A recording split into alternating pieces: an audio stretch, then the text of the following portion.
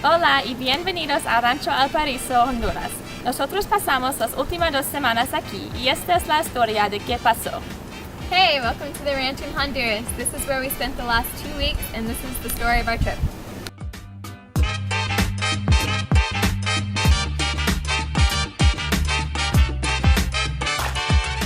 I am one of the 4 medical students that came on this interdisciplinary team mission trip to Honduras. This team also included 2 pharmacy students, 2 nursing students, 1 nurse practitioner, And 2 undergraduates. Together, this team worked hard, and from each disciplinary part, we learned from each other, cried with each other, shared emotions with each other. As a medical student, I was able to teach some of the undergrad students as well as the pharmacy students and nursing students different questions to ask, how to diagnose, how to treat, and the pharmacy students were very good at teaching us how to calculate dosages. Nursing students were very good about teaching us compassion, and the undergrad students were just good at teaching us what it was like to be before medical school. So.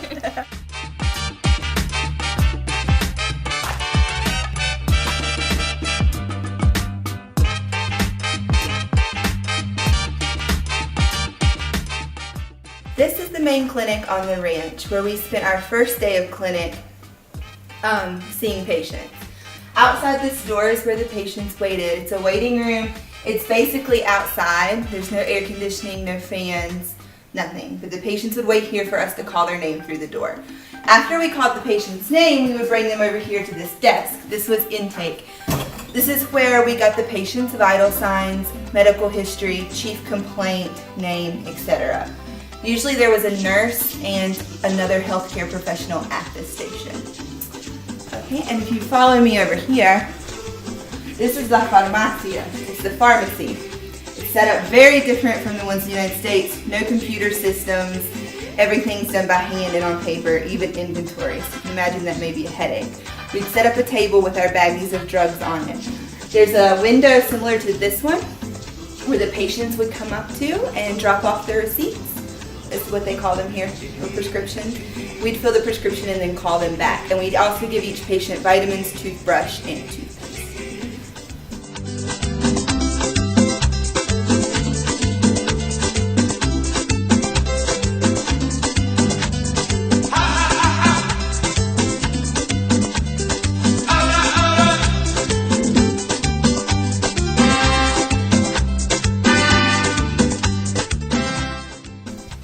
This is one of the clinic rooms where there was either a nurse practitioner or a medical student and another healthcare professional. They would go and do a thorough exam of the patient and would prescribe the medication.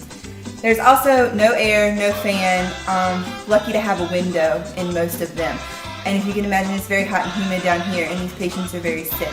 So they definitely don't have the amenities that we have in the States.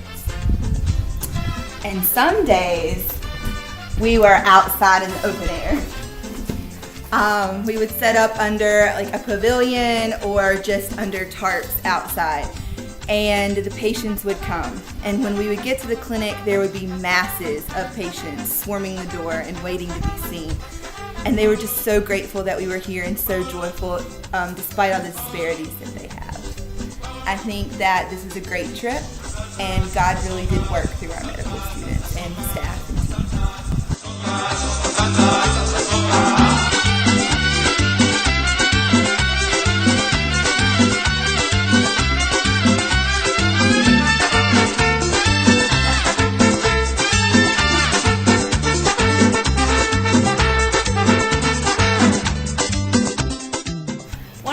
That I liked most about Honduras was that they were so relaxed and chill all the time. You would be driving on the bus and you'd basically see families just sitting in hammocks, kids just running around, everyone just spending time together. Something is, it's really different than in the U.S. that we would see. We also learned very quickly that in Honduras, life is much slower than it is in the U.S. When they would say 20 minutes, it was really more like an hour. But, that's how their life is over here. One of the cool things that we learned too is that the people here are so warm and welcoming. At night, we would always get to know our staff. We would play spoons with them or even have a dance party out on the porch, which was pretty entertaining. So we really love the people here. They really welcomed us with open arms, and they loved all of the work that we did.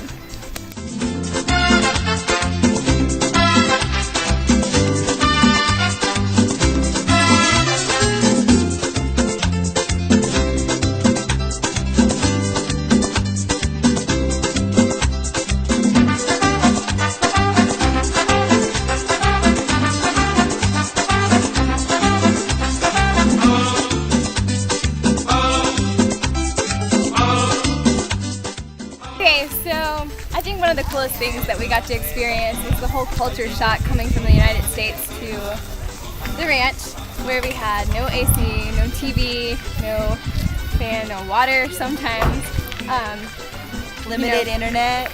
Right. Took me 30 minutes to send an email one day, and 30 minutes to receive one.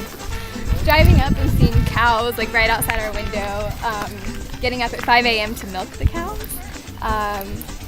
Coming back from a long day of clinic and seeing the ranch family, everybody that the staff here, and some even neighbors down the street playing football. Or coming back from a long day of clinic just to find out the water wasn't working. So no showers. So it was definitely an experience, but one that we'll never forget, and one that I think we're all very grateful to have the opportunity to have been a part of. Oh, so Juan Carlos. Okay.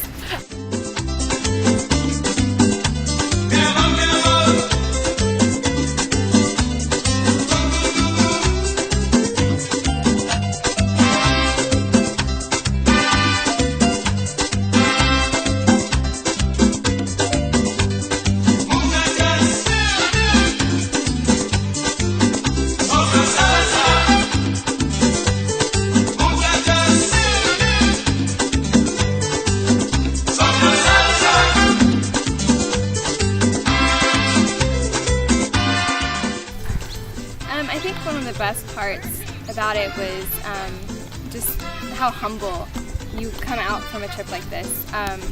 You know, we had the opportunity not to only reach out to these people and help them physically, but to really get a chance to learn and see how they live and interact with them. Outside of clinic, I was actually able to go with a church group that was on the ranch with us, and they help just houses in the villages, whether it's building latrines or cement floors. And so I went with them to build a cement floor one day, which was not only very hard physically, but just it was so cool emotionally to be able to interact with these people and really feel accomplished by the end of the day, knowing that you know, we're able to help in more than one way, and that this trip has benefited tons of people in various ways. So I think that was a really cool opportunity.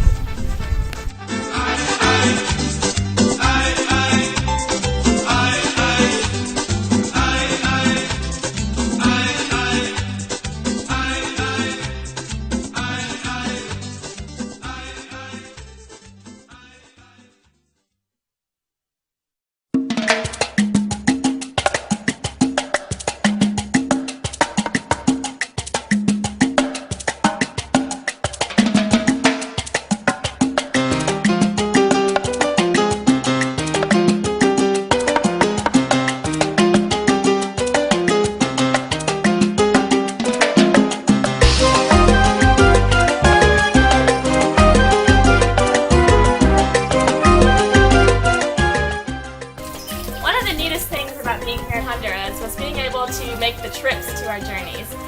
So we got to ride in these awesome safari vehicles, and sometimes it really did feel like we were out in the middle of nowhere. We crossed some rivers and we drove over rocks, and it was a little scary at times, I'm not going to lie. One of the things we saw going through the countryside was just that you know, the poverty here is so much more than what we would see in the U.S. Sometimes the roads were really nothing more than dirt paths.